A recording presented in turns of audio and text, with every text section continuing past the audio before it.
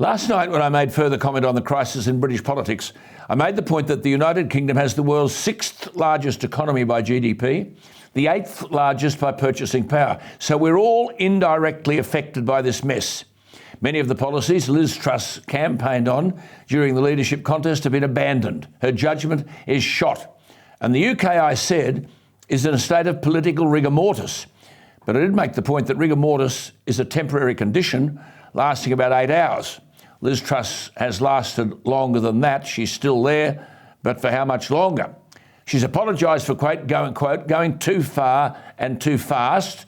She said, I do want to accept responsibility and say sorry for the mistakes that have been made. I put in place a new Chancellor, come to him in a minute, with a new strategy to restore economic stability. I do think it's the mark of an honest politician who says, yes, I've made a mistake, I've addressed that mistake, and now we need to deliver for the people.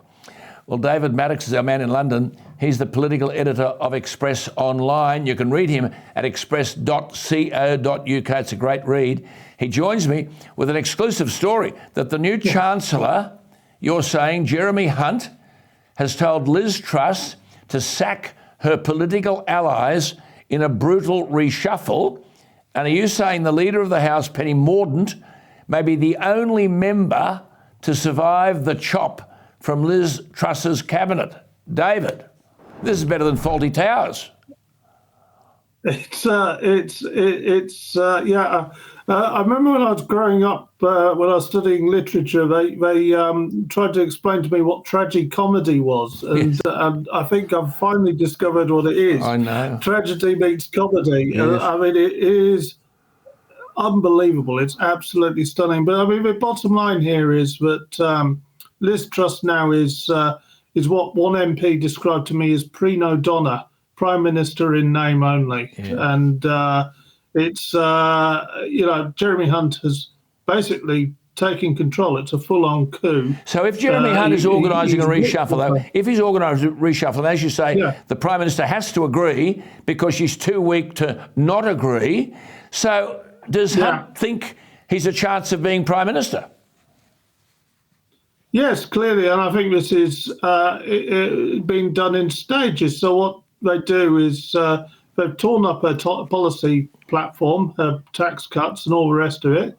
They then clear out all her friends and allies from the cabinet and other ministerial posts, I mean, going much deeper down as well, leave her totally isolated in a few weeks' time with a new cabinet mostly made up of Rishi Sunak supporters, including Rishi Sunak, I should say, apparently. Will then tell her it's time to go, and they will try to appoint somebody instead. David, you've written this. It's all over the papers. She had a cabinet meeting yesterday. Has she got all these people sitting around the table, knowing that she's going to sack them all? When's that going to happen? Well, I'm told, and this is why I broke the story last night, that the list landed with her last night. And obviously she's looking at it and struggling to know what to do, because it's obvious that she doesn't want to get rid of her friends and allies.